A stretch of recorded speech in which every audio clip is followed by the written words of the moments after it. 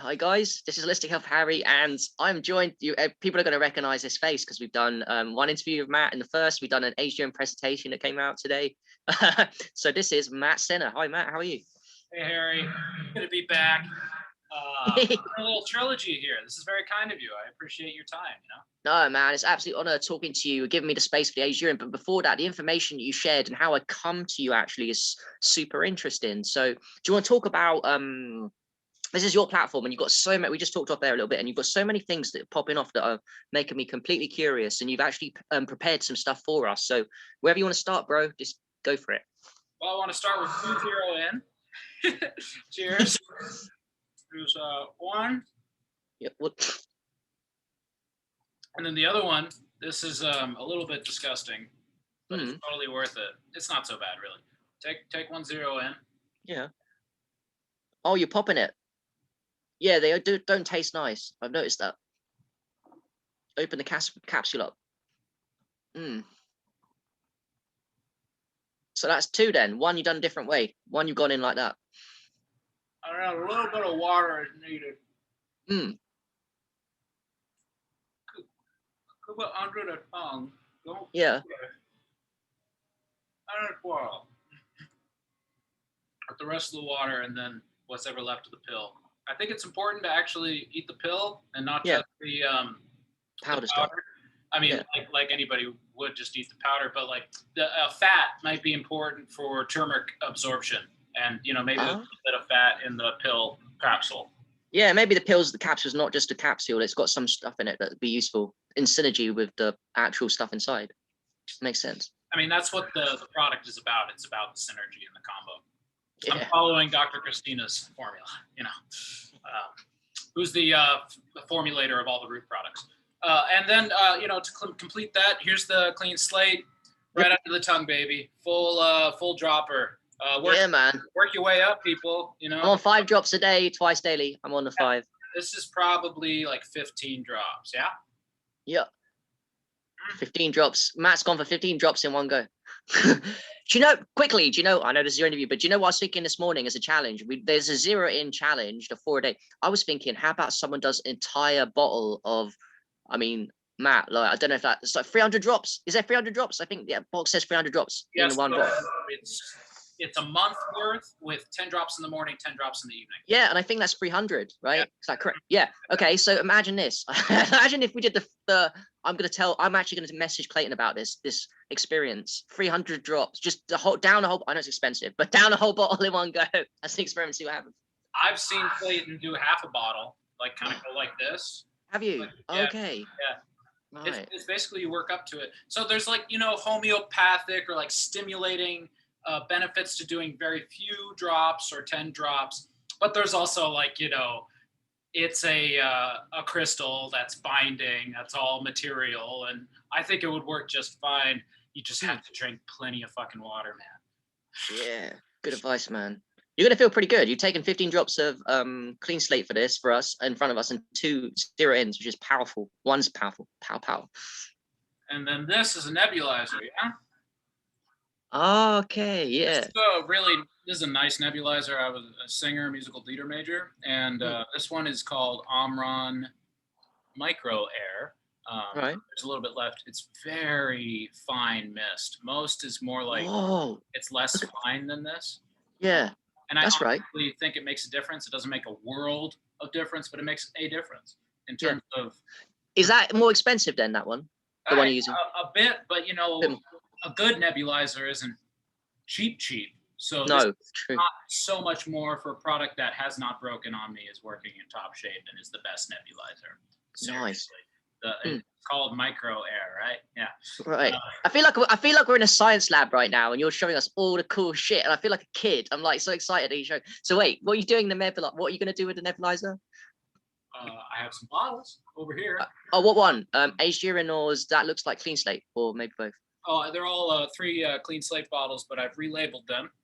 Cool. By the way, quickly, Matt, so do you know the amazing thing that you'll notice, the amazing thing with clean slate bottles is once they finished, I peed in them, and they're now aged urine bottles. I just thought it's so cool. That's what this is.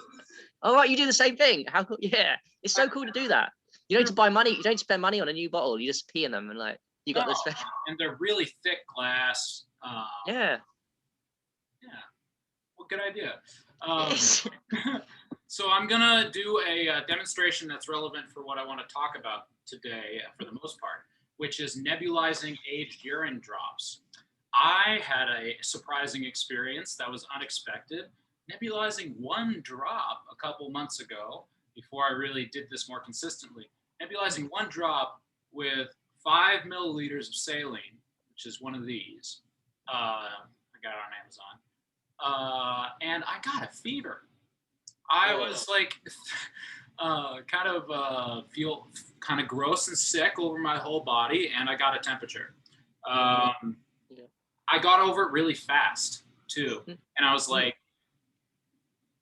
I had, maybe a couple other things in this nebulizer, and I had used those all before, which is the magnesium chloride here and the clean slate, saline. None of that's going to give me a fever. I mean, I did more of the nebulizer and I felt worse, so like it was clear it was from the nebulizer. And so I was like, that was just one drop of aged urine. I get this like.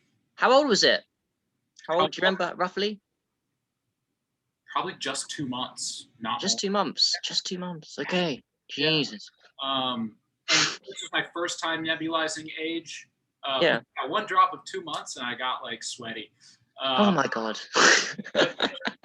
To me, in my understanding of how the body heals from toxicity, is this is, very likely just a detox. I mean, it couldn't be anything else really, a detox reaction. Did I isolate a fucking virus and give myself a 6-hour flu? No, I just put a drop of aged urine in my nebulizer, One drop. One drop. Now, one drop. I do not get sick from one drop anymore. That ended very quickly. But today I'm going to put 10 in. Okay, we're going for it today. In front of y'all, okay? And I hope Harry talks a little bit because I'm going to try to slam it. So this I will. 3 times more than I've ever done. Whoa, okay. And, I've done like 3 drops and slowly. So we're pushing the boundaries here, guys. We're going to caveat this with a warning. If anything happens here that's untoward, please don't blame us. Please turn away your cameras and don't look. This is not for the faint-hearted. You're about to witness. Don't try this at home. I don't. Do not try this at home. Okay, so these other ingredients are, I want to be straight at least. I just prefer these. They make me feel good. Magnesium chloride. I relabeled my bottle. You'll see I put labeled it paracetam IC. That's because I put it on my infoceutical plate and programmed it with the information of paracetam, which is smart. Oh, smart. Okay, cool. And so that's been neutralized with whatever you wanted and labeled on top of the fact it's got the magnesium stuff. Yes, there's no dissolved paracetam in here. It's no. It's the information, the frequency of it. Exactly. So there's 2 drops of that, and 100% magnesium chloride, that would burn if I put it under my tongue, for instance. Oh, I didn't know that. Okay. But in 5 milliliters of saline, which is one of those tubes, it's just fine. All right, and then I'm going to do 5 drops of clean slate, because this isn't really about clean slate. 5 drops of clean slate. Mixing clean slate with urine is really exciting because the clean slate is going to bind to the dissolved compounds in the urine and bury them deeper and into more important places in your tissue, and basically trade the urine compound molecules for something toxic. And so right in that location where you've been toxic, where there's toxic bound to a cell receptor, you've now got one of your own bioavailable minerals replaced. Cool. Awesome.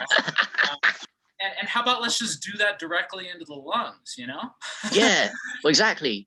That's what the nebulizer does, right, quickly. That's what are we doing with the nebulizer specifically that makes it so powerful? What's your thesis on that? What's your theory? What do we know? There's bajillions, like unbelievable amounts of the smallest types of capillaries in the body are in the lungs. Right. And I mean, people smoke things and get instantly very high off things by smoking them. Clearly, you can introduce stuff that is systemic, that works systemically on the whole being through the lungs. rather rapidly, way faster than the stomach in regarding, you know, something like an active chemical. Not everything's safe to put in your lungs, you know. But so wait, the nebulizer goes straight into the lungs. That's one thing, but does it possibly make it much smaller? It makes it into a gas, which makes it more penetrable. Is that correct? Like extremely much more penetrable than you could ever imagine from just a liquid. You know, that I've got something here that kind of speaks to that. This nebulizer again is like a really fine mist, and that matters for how deep it goes into your lungs. That's as a singer, which is why I got this particular nebulizer. It made a difference for my vocal cords, how fine the nebulized steam was. So nothing shoots up. It sort of electrocutes the water and turns it into steam. And I'll show you. So here's the aged urine. Aged urine. Somewhere between 2 and 3 months. Okay. I've only put 3 drops in. So you're doing 10. Let us count, guys. Wait, let's count this. Okay, let's go. Do it slow. 1, 2, 3, 4, 5, 6, 7, 8, 9. Do you want to do 11? 10. 11. Okay. So let me read what I wrote for my observations of what this concoction does. Just to repeat, 1 drop last time made you severely detoxed. 1 drop like 2 months ago made me get like a fever, literally. And you've never done more than 3 drops. Is that Never correct? done more than 3. Okay, you've done 11 now. What the fuck have we done? Take it slow. You know, I'm fasting today. I feel good. I've taken plenty of clean slate. I did a sauna. I'm ready for this as possible. So, you know, it might take a little bit, but I think you're going to be all right. That's what I think, but we'll see. So, you know, I got to be able to talk. So this is the thing on like every in-breath. Yeah. I don't even know how you take them the way you'd, because I've got a nebulizer very different to yours. So I'm not even sure how these are taken. What are you doing? All right, you smell it. Sniff it in. Okay. So you see that steam there, yeah? Yeah, you're inhaling the steam. I see. In the nose, through the nose. Yeah, either nose or mouth. Cool. What does it smell like? Urine. Ah, it's the most potent thing in there. The aged, yeah. I like that smell. You probably like it too. Yeah. But you know, it's evened out, cut by the rest of the stuff. I actually heard from someone who was critical on my Facebook once when I was talking about the nebulizing aged urine. He said it breaks the nebulizer. Is that your experience? It breaks the nebulizer. Aged urine. You know, it's gonna leave some sediment on most steam nebulizers. This is not a steam nebulizer. This electrocutes the thing and throws it up there. You know, I'm not really sure exactly how it works, but it's a battery and there's like a metal plate and a very thin area where it's, you know, putting a lot of like electronic pressure of some kind. I assume it's electricity, and then it shoots it out this steam wouldn't be this fine of a mist. It wouldn't be this fine of a mist. You know, so I already feel. This is more powerful than the steam ones. This is quality nebulizer, real shit. And it's just as simple as the steam is finer. The particle size are smaller. Just like the clean slate, that matters for the body's absorption. I mean, we're talking about capillaries in the lungs that are so small that red blood cells have to fold themselves to go through. Right. Yeah. Which is a really good proof for the fact that, the fact in my opinion and Dr. Cowan's opinion, that the heart does not pump the blood. The blood moves itself. Yeah. Way of the quality of the EZ water. Yep. That is our blood. Our heart is a vortexer that creates. I love that. You can talk more about that. I love you to talk more about that. That's something that I resonate with that you said recently. I don't know if we did that in the interview. We said, did we get that on any interviews we said before? Was it the first time you were saying that in one of the interviews? I think I said it before, but I think our heart is the best water structuring device in the universe. You know, I don't think we can get much better than our own hearts. I agree. I feel like the vortexing, we know the vortexing does structure water in springs and lakes, and the heart is the movement. It's the big vortexer, the massive, massive vortexer for that. So basically, I think like it's already structured by the kidneys, and then it just gets vortexed to a super uber level by the heart. It's already good level with the kidneys. It just enhances it a lot, the structure. Oh, yeah, like the nephrons in the kidneys are spirally, right? Yeah.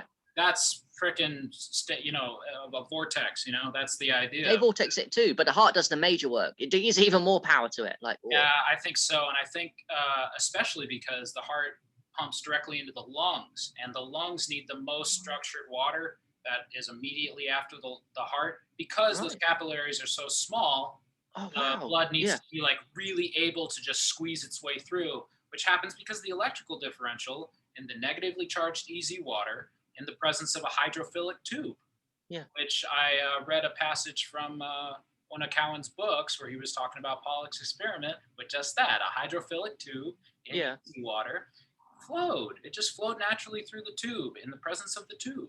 Holy shit, you just connect the dots for something to me. So that makes complete sense. The lungs are the tiniest, like you said earlier, the pilaries are the tiniest shit. And I know that the aged urine is superstructured water, and that can get anywhere. So basically the heart is key to right after it comes out of the heart, it's really super uber structured by the vortexing of the heart. So that goes to the lungs. It goes deep into the lungs where it's needed to make you, by the way, how you feeling?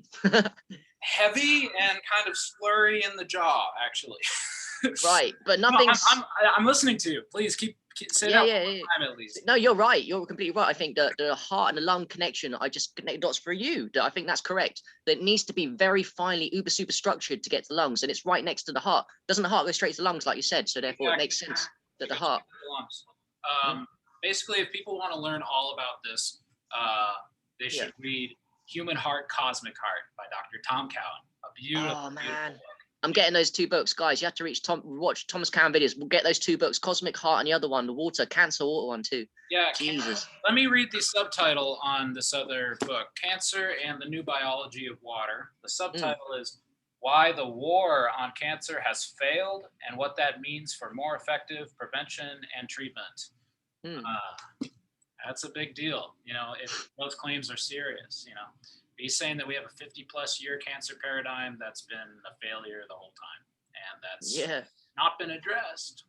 It's a lot of corruption. And, basically this is an extremely upsetting topic for most people, and it needs to be addressed. So I'm glad we're doing it. It is depressing, but at the same time, me and you are so excited with life because we're just on the hacks, bro, and the people watching this, like these biohacks, the nebulizer, the fucking urine, the clean slate, the things that we were showing off air, like that me and you know about, like Jesus, man, life is exciting. Like people focus on the wrong things sometimes, like because they think cancer, what people are attacking me. But me and you are talking now, and people watching this about solutions. One of them being what you're doing right now. That'll blow it apart. That's exactly what I want to say. I don't want to focus on how everything's fucked up. I don't. I want to focus on the solutions. And you know what? The solutions speak to the problems them all by themselves, because it's like, holy shit, how does this work? Why does this work? Why is nobody talking about this? That feeling has happened to me many times with various things, including this. I describe it, I'm going to go to my notes because it's stimulating, but it's very kind of like grounding in the sense of my body feels heavier. So like my whole body, when I do this right now, it feels heavier than before I started. Which is kind of like my muscles are relaxing, but also like I'm coming into my body a little more. I'm a little more inside my body than kind of floating in awareness. Interesting. And that is similar to other things that create sort of a sense of being in your body. There's a buzz that goes with it. A little buzz. Yeah. So that I felt this feeling with other things before. Maybe nicotine. Maybe quality nicotine. No, I'm not interested in nicotine, but I've smoked cigarettes or spliffs, I guess, and on occasion, and there's this heavy buzzy feeling. Yeah. This is a very like subtle but deep version of something very similar, heavy buzziness. Interesting. With a little bit of a stimulation, which is the nicotine thing. That's why people like the nicotine. It's fucking, picks your brain up, even though it fucks up your body. True. So, like, there's no nicotine in this, so like. It's just good stuff. By the way, if it's okay, I'll share quickly my story with a nebulizer. So I bought a cheap one for £40, but it had loads of recommendations. Omron one, so it's not the one you got. It's probably the Steam one, basically. Yeah. Anyway, I did that as experiments before I wrote after I wrote the first book. I was just keen to experiment with aged urine, and I must have used a couple of months old. It wasn't 2, it was a bit older, a couple of months old, and I put a few drops in it. It was more than 1 drop, and the first time I used it, I got a fever too. And I was like, and the funny thing was, that's why I relate exactly to what you said. The funny thing was, Matt, I don't know about you, I was in denial a little bit. I was like, I'm having a fever because of something else. It can't be the aged urine that's giving me a fever, because I only took a couple of drops of that. That can't be. So I was in denial for a while. Then it clicked afterwards. No, it's the aged urine, because I did it twice and I got a fever again. So it fucking gave me a fever, bro. And that speaks to what the power, because to me, there's the top 2 ways to get medicine in your system, aged urine being very powerful medicine, is I think injections. Literally, my hands are going a little loose right now. Like, fuck. Yeah, you're getting it. It's good shit, man. I think the top 2 is the aged urine injections, which I think is a little bit too extreme. I don't mean just I mean deep into the veins and proper shit, like deep in there. That's number 1. Number 2, which is more easy for people, is what you're doing, the nebulizer. Although that doesn't seem easy in a way, because you're like, whoa, but it is, I think. It's super easy. Yeah, I mean, like, it's set up and, no needles. Yeah, that's crazy, man. It goes crazy deep. Like, I feel this, not like it's in my lungs and then it spreads to my whole body. Yeah. I can feel it. And again, experimentation is so cool, because I'm talking about my direct experience right now. Exactly. I feel it instantaneously in my whole body. How is that possible? I contend it's not the nervous system. It's the water system. The whole body is gel water. That's why if I cut myself, I don't bleed or leak liquid water. Yeah. Right. All the tissues are like made of mostly gel water. And so this gel water, I think, through experiments like this and the theories of homeopathy, and the power of small doses of highly structured water with good information in it, like aged urine, the power to instantly communicate to the whole body. It seems like the water system is communicating with itself. Simple enough, right? In order to do this in systemic, full body response. This gets me in perfect.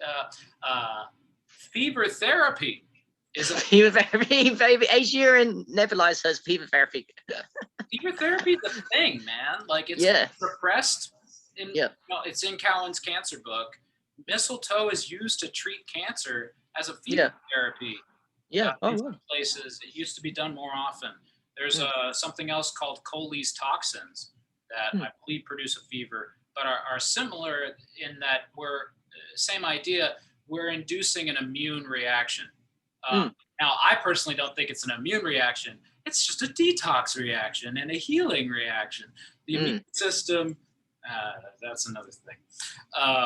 So we're stimulating a detox reaction in the form of a fever, would be how I want to say it.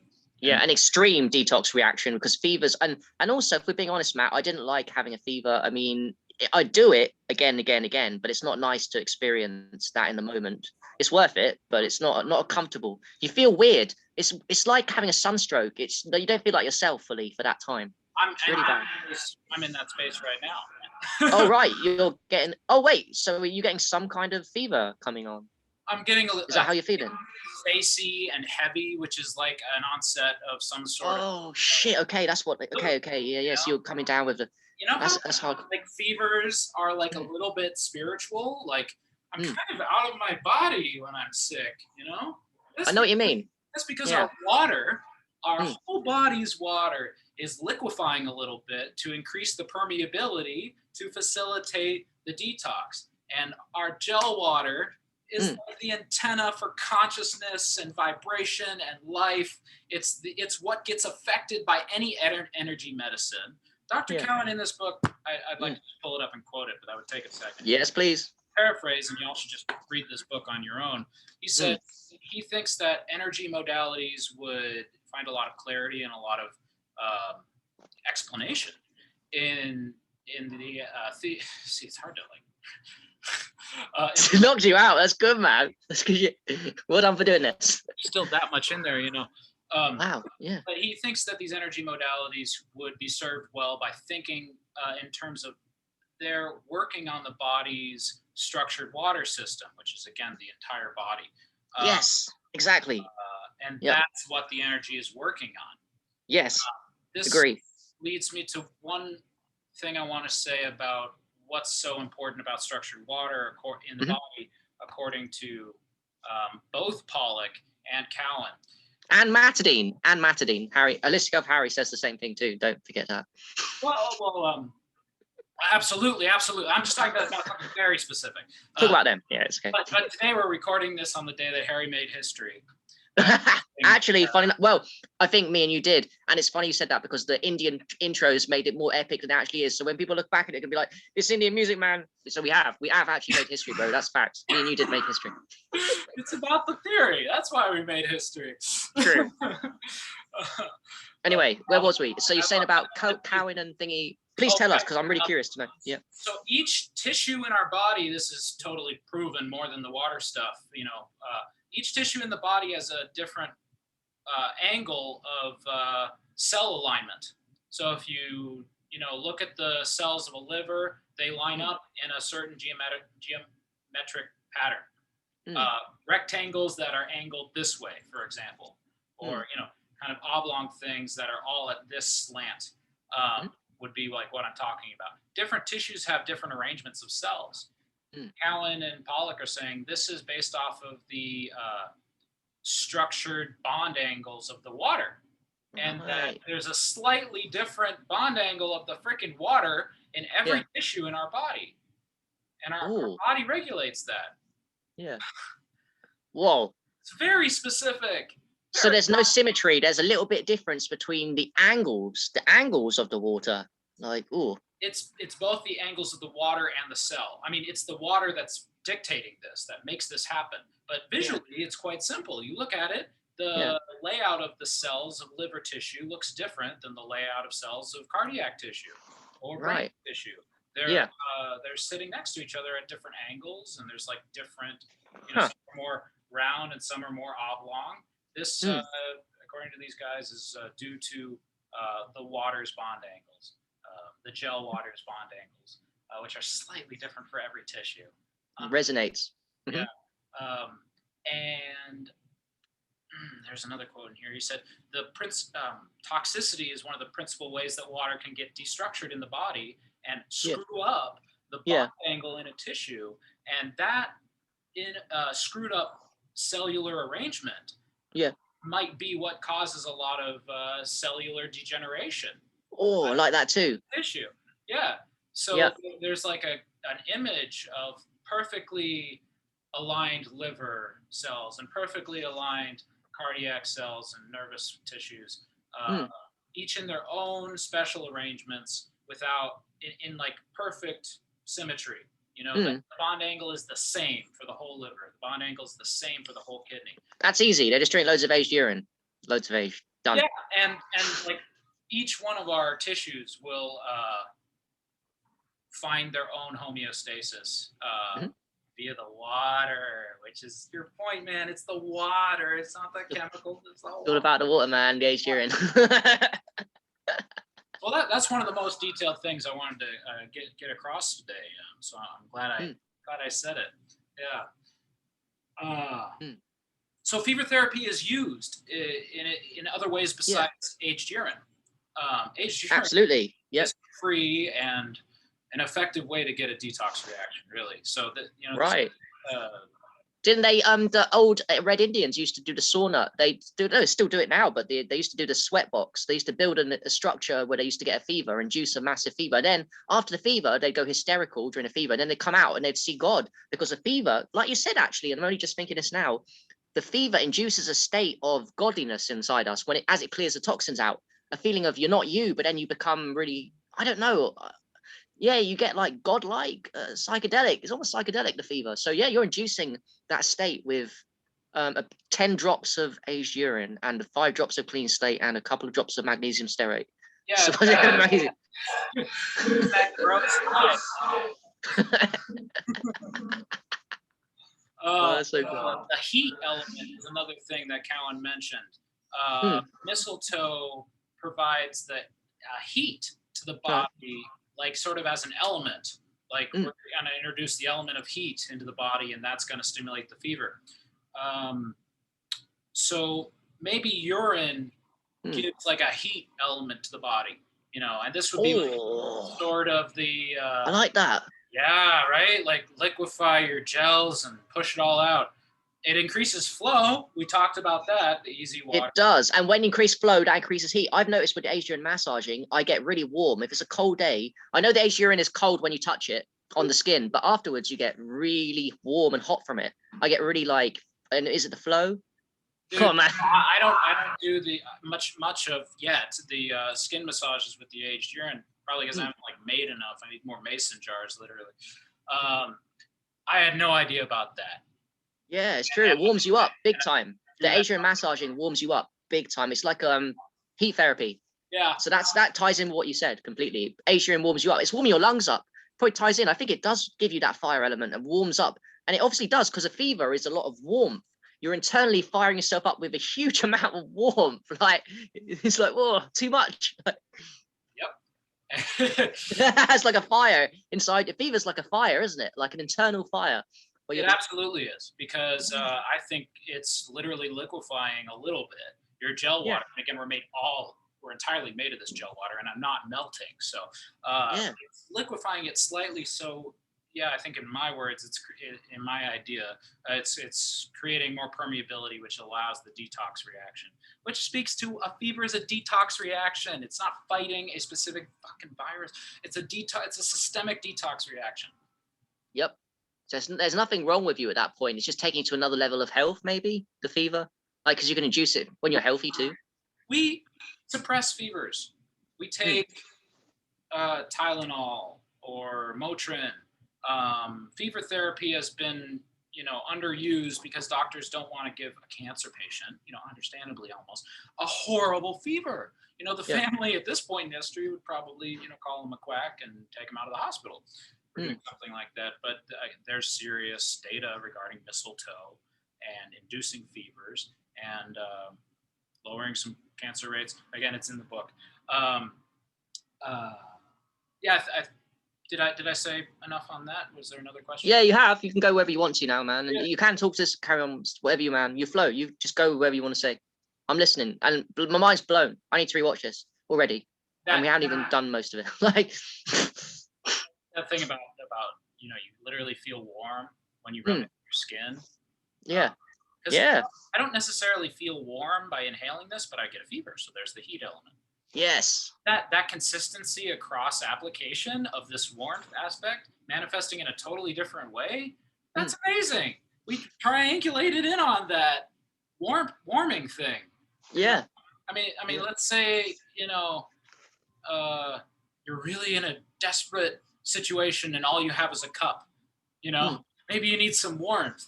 You wouldn't think drinking your pee to warm up, but on an internal level, it might keep your temperature up, honestly. Yeah. Well, we all know the fresh urine is really warm. When you pee and you put that on your hand, you're like, oh, and then it reminds me, it's a nice reminder to me that we are warm-blooded animals. Yes, we might go in an ice bath and think we're freezing, but still our body is so warm.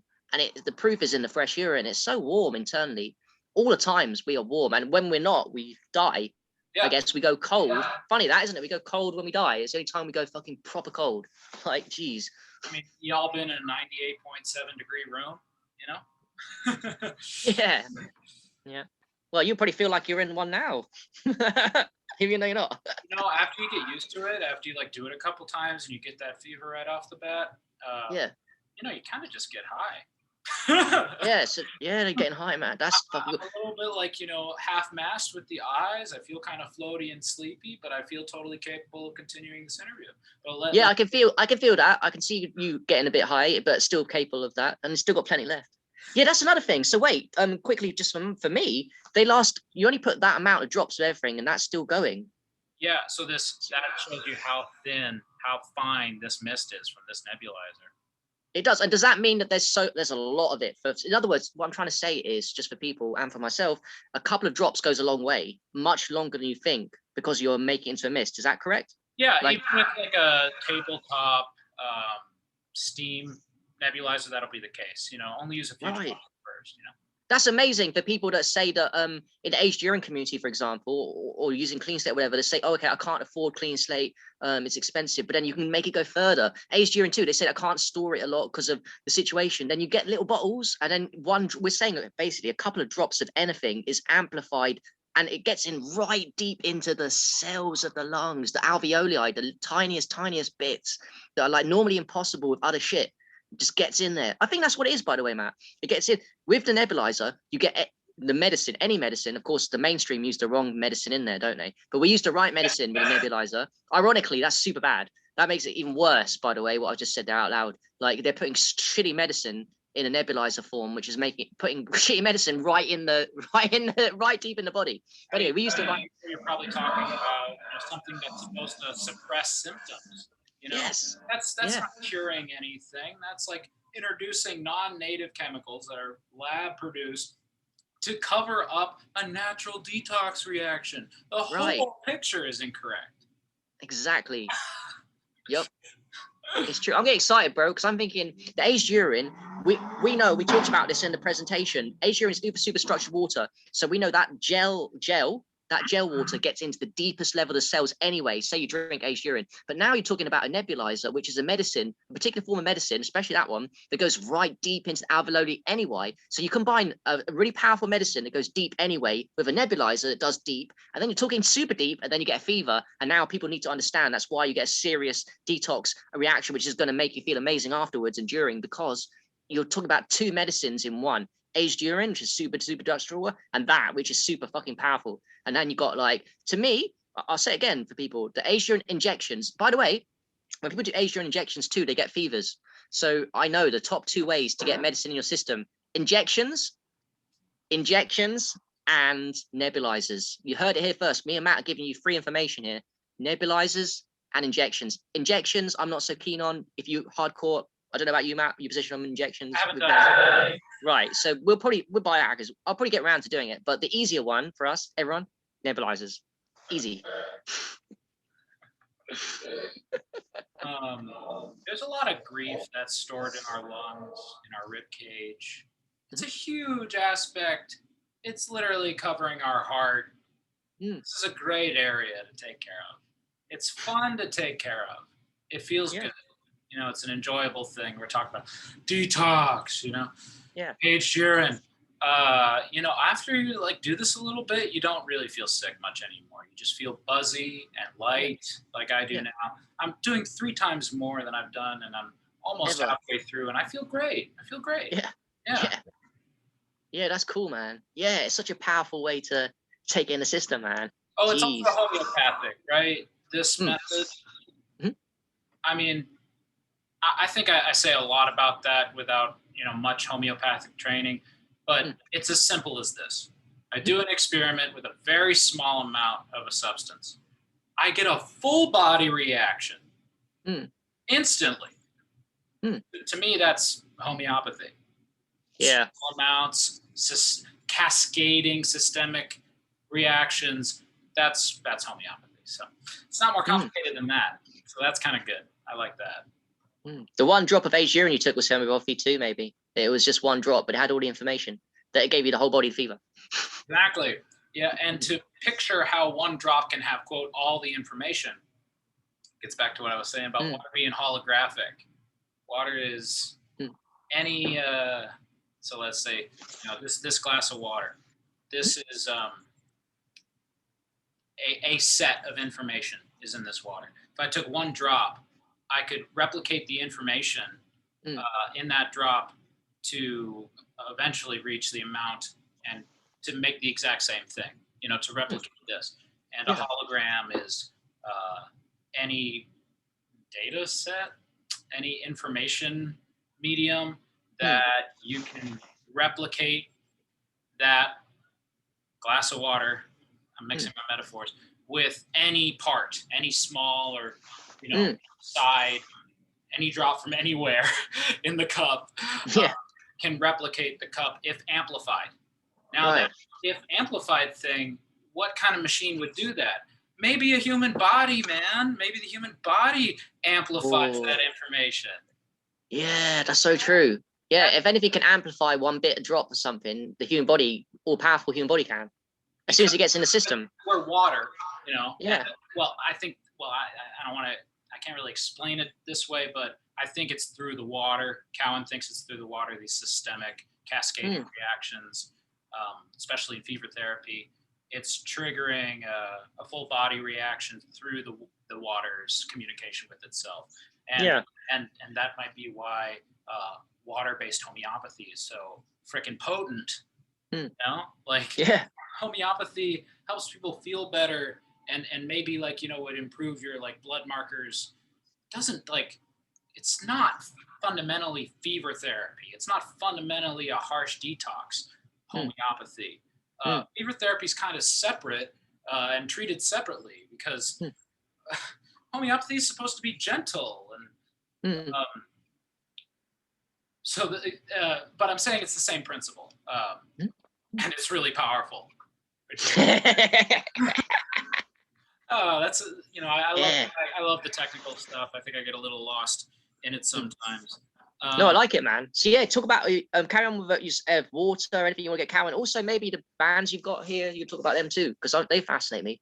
They all do. Everything you're doing. Well, I have something that kind of relates to the subject we're on. Yep. And thank you for that. I enjoy the things I do myself.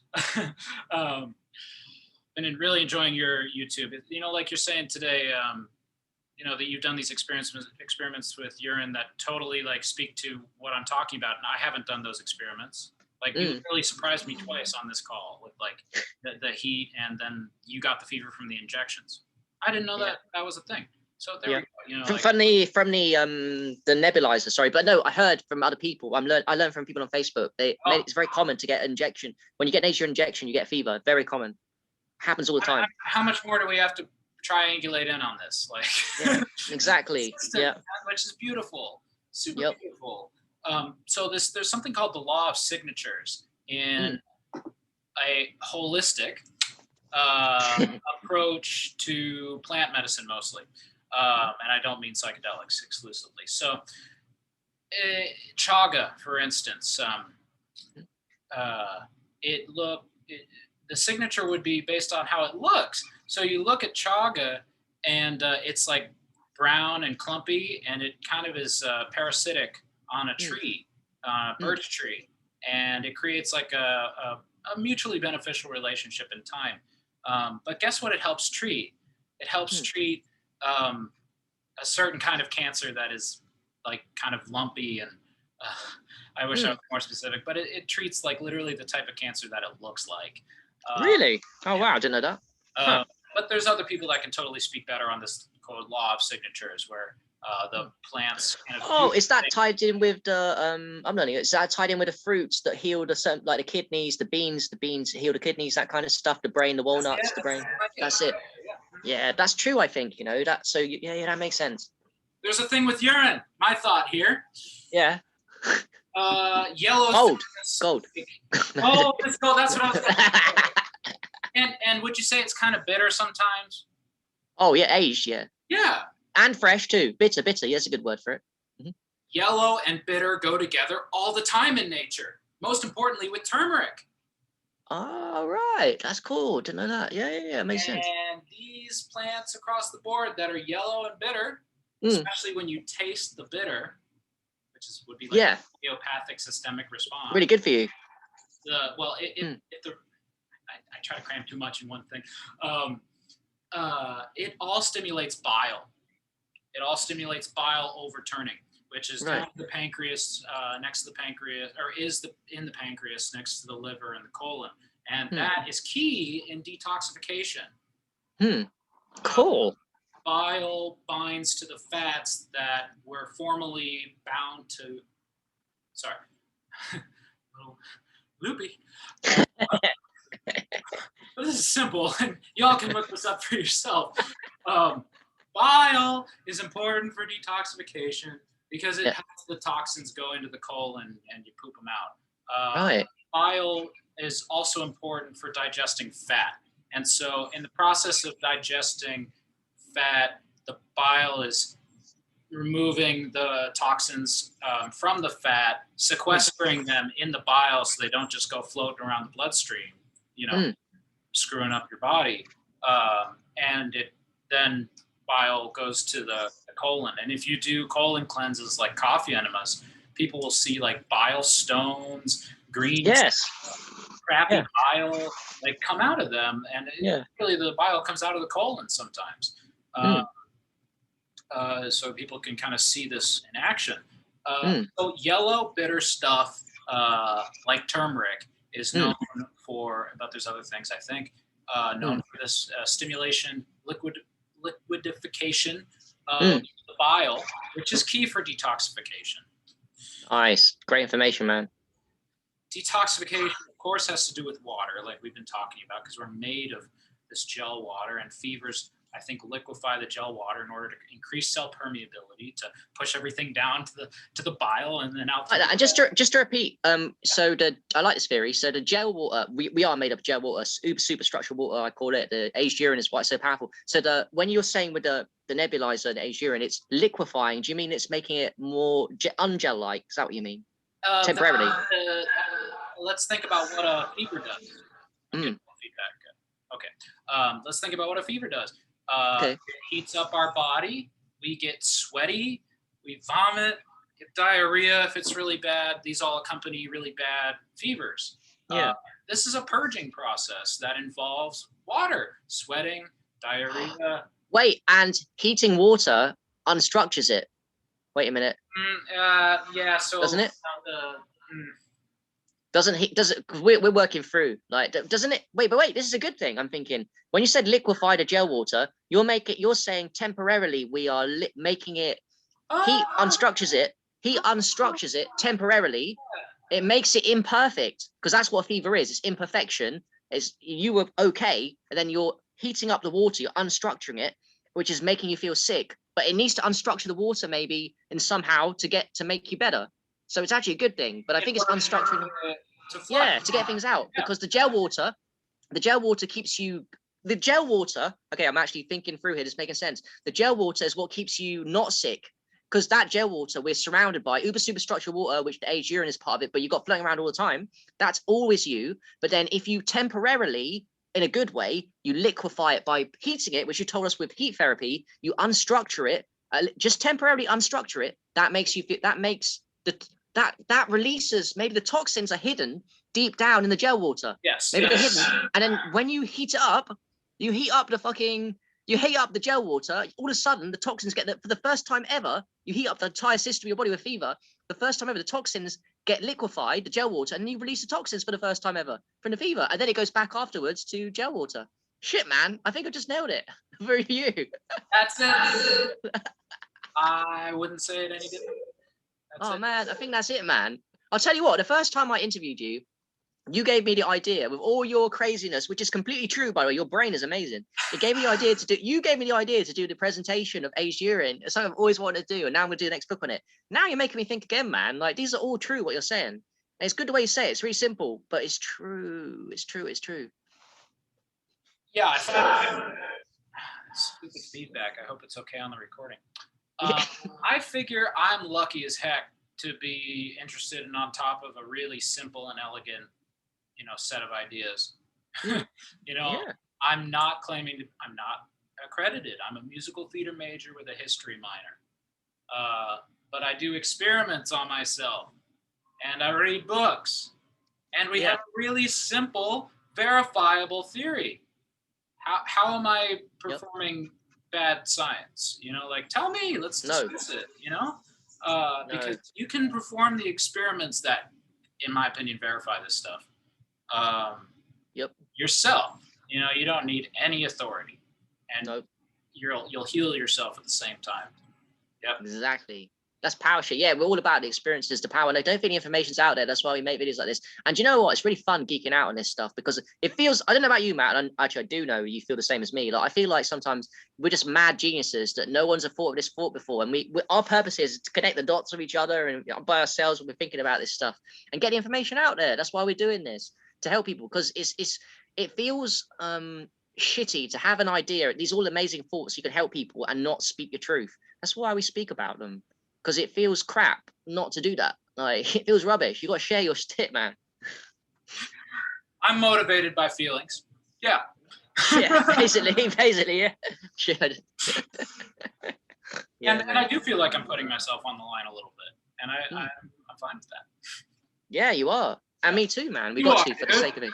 You Yeah. are. By the way, we don't want to make it too long because I'd rather do a part 2 of you. But I want you to talk a little bit about other things, or the water, or this thing in your arm. Anything else now? Well, let's do the thing on the arm. This is called the Katsu band. Okay, so it's putting air into this band via this pump, and it's pressurizing and then depressurizing, and then depressurizing, and it's all about the blood, which again is water, right? You know, and it totally makes your hormones pop off in your arms and also in your chest. So what's happening is it's restricting the blood. My veins are popping a little bit, right? Yeah. You know, my arm literally like grows like at least a quarter or maybe even double. Whoa. You know, with this thing because it's just swollen with blood. So this when the capillaries and veins expand because blood is being stuck in the arm. Yeah. That creates a huge response from the veins, capillaries, and arteries. And this response is a stress response that releases all these healing hormones. Nice. Most importantly, nitric oxide, NO, naturally produced. My body is producing nitric oxide in response to this mild but very targeted stressor. Yeah. And NO is a vasodilator. So by doing this, I'm dilating all the vessels in my whole body. And I feel something that relates to that when I do this. When the pump releases, the band releases, the blood floods back in.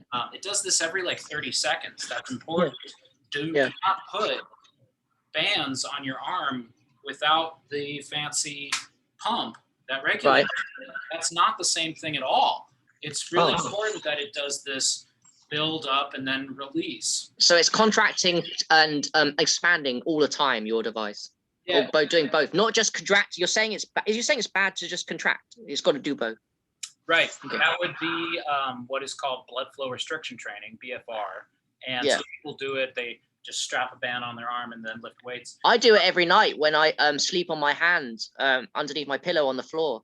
I mean, I get a dead arm because I was actually going to say to that to you, isn't that a good thing? Because I'm wondering now whether doing blood flow restriction like that is good. Because I'm getting a dead arm, isn't it? In the mornings, I'm like, sometimes I sleep on it too long, I'm like, oh shit, and I get off it. Like, it's pretty bad actually. I don't know.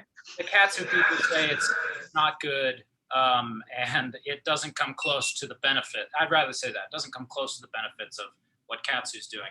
Nice. And so when the blood drains, it expands all the veins and capillaries and everything, and the blood vessels release a whole entourage of chemicals as a stress response. Then that dumps into my heart. And my heart, with I think especially this nitric oxide, I think I'm saying the name right. It's NO, whatever that is. Yeah, it's right. Nitric oxide, not nitrous oxide, the laughing gas. Not that one. See, there's differences, right? But it's NO. I feel this expansive openness and release in my chest every time this blood comes in. So how long is it? So with that device, how long is the protocol for putting it on? How long does it take you to feel good? How long do you keep it on? Feel good right away. You know, the hormone. Do you do it daily? I do it daily. I do it before I work out, and my workout is improved dramatically. My ability to push weight is absolutely improved. Yeah, no doubt. Just in the arms or everywhere around the body? Just the arm work. Some leg bands, but mine kind of broke. But the company is really great, and they're Japanese made, which has Japan has a good history of good quality products.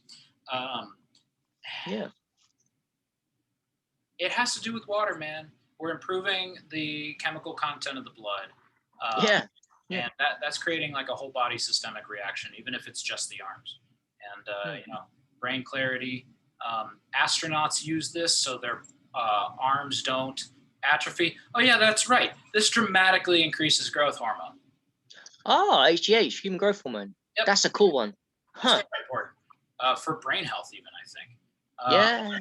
But astronauts waste away in space. This literally stops that entirely. If you're in a hospital bed where you got a cast on and you don't want your muscle to atrophy dramatically, which they do when you're not moving or you have a cast, you can literally say I got a cast on my arm, put the Katsu band on here.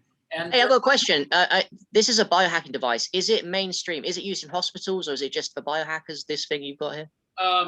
It's been in development for a long time. It's where it is used, it's used. But it just hasn't gotten a lot of traction, probably because it's not. It's really cheap and really effective. Cheap. Oh, I like cheap, bro. How much do they cost? Well, like it's a one-time purchase. They're really made well. I think I broke my leg band. I forget how much. They're a couple $100. So they're it's a good price for the legs and arms, both, everything. And the palm. Oh, cool. That's good, man. Yeah. Wow. Are you affiliated with those? Quickly, are you affiliated with them? No. Should be. Yeah. You should, man. Maybe start pushing that one too, because you're on so many things. Like Jesus. Yeah.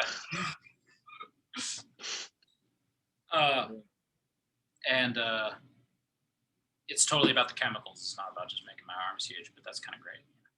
Yeah, well, that's another side benefit you said, isn't it? Like you get bigger, and we'll play if people want big arms and you don't have to go to the gym, then you can do that, man. Like, I've got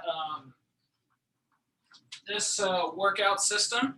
It's a band. It's called the X3. There's other versions of this, but these are really good bands.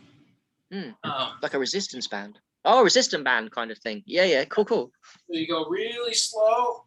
That's important. And you go to like total fatigue. So I'm just going to keep doing this. And I'll show you. I like that. Get to the point of total fatigue. That's how you grow the muscles. You put them under stress, but slow. Don't break them. You put them under nice, safe stress. So this gives me like a good science point. Even muscle growth, it's all about hormones and response to targeted stress, which is called hormesis. Right. Hormetic response. And like our aged Urine nebulizer. Yeah. I think you could call that a hormetic stressor. I really think you could. Absolutely. Probably the ultimate, considering it gives you a fever just from a couple of drops. That's hormesis times a million, the aged urine nebulizer. Jesus.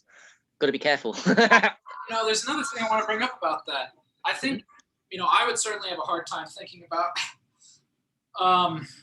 getting a fever from something that has no poisons in it, no toxins in it, no viruses or bacteria in it, or bad bacteria in it, which I think aged Urine has none of these bad things in it. Could that only prove the point that we have some deep levels of toxins, even me and you, with all the work we've done, that we have deep toxins within us that the fever is inducing? Because the fever wouldn't come about if we was completely pure, would it? Or would it? I don't think so. I have evidence, we both have evidence for that the fever wouldn't come about if we're not toxic. Because if I did this with 10 drops 2 months ago, I would be in worse shape right now. So I'm more tolerant for this, having practiced it. Doesn't that speak, Matt, to the power of why detoxification will always be an endless fascination for people? Because there seems to be endless levels of toxicity that even me and you, working our hardest, even if we went to Barbados, mate, if we went to Barbados, purest air by the beach, we did 10 million biohacks every single day, I still think there'll be some toxins hiding in our bodies. How amazing is that, though? That the body can hide this at such deep levels. And how amazing it is that we have the opportunity to endlessly work at these levels of the game. Because I really do think, I want to emphasize to people watching this, me and Matt, and probably a lot of you watching this too, we are at a higher level, quite substantially higher level than most people could ever imagine, based on what we do. Because I know if people did half a drop, a quarter of a drop of aged urine, they'd get a fever, let alone the 11 drops you've done, and you seem to be okay right now. Jesus, man. There's many levels to this. Only gotten through half, but yeah. What you said is really important. It can't be understated. Even if you're just taking clean slate, we might be becoming sort of, and I mean this as a warning, not as a brag, sort of unintelligible to people, like where we just don't make sense to people. Why are we so obsessed about this?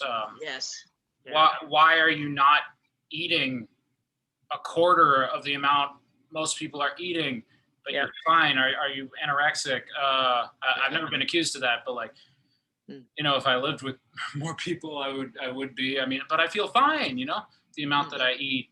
That's because my body's using that stuff better. But kind of the list goes on and on. Your eyes look different, or like, your interests change because, like you said, the detoxification just runs so freaking deep. There's over 200 toxins found in the cord blood of pregnant women. Yes, I remember that. Yeah, from birth, and there's whole classes of chemicals called forever chemicals that you're supposed to not be able to remove from your system. Clean slate and urine, I think, might get them. Wham bam. Glyphosate and mercury are under the category of forever chemicals. They're also some of the most poisonous things. Clean slate removes those. I do want to emphasize to people quickly, because we brushed over in this one, clean slate. Do you want to run quickly? I don't want to be too long here, but do you want to run quickly? What is the clean slate again? Why are you comparing it with urine? And I know it's just as powerful as aged urine, but you want to explain quickly about the clean slate, what it is again? It really is a different modality, but I am comparing it to the aged urine because they're both detoxifying. The aged urine is going to stimulate a systemic change in the water gel of our body, which is going to help flush toxins. It's also going to donate some good bioavailable chemistry, via the content of the urine. But this is more of a water-based and water information-based detoxification. Clean slate is a mineral. It's a mineral crystal called, it's a zeolite, which are well studied for their ability to detoxify in vivo. And it's going to bind to toxins and physically remove them. Yeah. And it's going to bind to them so well that it's going to trick the kidneys into making that package of zeolite on top of toxin look like just an average salt to the kidneys, because it's neutralized that like mercury so much that it actually connects it through the urine, which does not normally happen. So the proof that clean slate works, you take freaking one drop, I bet, your first time, and your pee will stink. Pee will stink. Yep. It's the most consistent thing with clean slate is stinky pee. And no other detox, in my experience, creates stinky, or yours, creates stinky pee. Yep. So this is very much a specific proof that clean slate is kicking ass. Yeah, it is. It also makes us feel amazing. Yep. I learned something new. So I'm always learning new things because I'm kind of new to it too. So it's not even the binding power that's amazing about it. It pulls out heavy metals, all the crap from the body. Also, what it does at the same time is it creates orthosilicic acid, which is silica, and it's really pure silica. So this is why people on clean slate get really good. If you look at Clayton, your skin, and my skin now that I'm on it too, it is other stuff, but actually I know it's the silica because it makes strong teeth, bones, and skin. So that's silica. It whacks a load of skin. So it does 2 in 1. It takes out all the deep shit, and then like the aged urine, it gives you loads of silica, which is essential for the human body, and it's such a perfect amount. Like, it's beautiful. It's the best beauty product on the market. Yeah, it really is. Yeah, it's true. I did wonder about Clayton's face, and I was like, why does that guy look? Because also, Matt, like, I'm into semen retention, as you know, and every time I have a wet dream, I've noticed my face for the day, a few days after, looks shit. And then when I'm on a semen retention run, my face looks good. Now I looked at Clayton's face, and then he was joking on Facebook with me and saying he was having loads of sex and ejaculating all the time. And I was still looking at his face and wondering why it looks so good. Now I understand, because it doesn't matter about ejaculation, because he's on this powerful clean slate. It's basically making his face look good all the time. So he doesn't even need to worry about semen retention. I get it. Only I did before I was on clean slate. Now I'm on clean slate. I don't need to worry about my face looking shit. You know? Yeah. I mean, he's got, one of the best wives in the world as far as I'm concerned. So, very pretty and smart too. Yeah, I'm glad he figured out a way around that. Right. Okay. So we're gonna do another part 2, man. Many parts, I think, with you. So do you want any last words or anything before we go?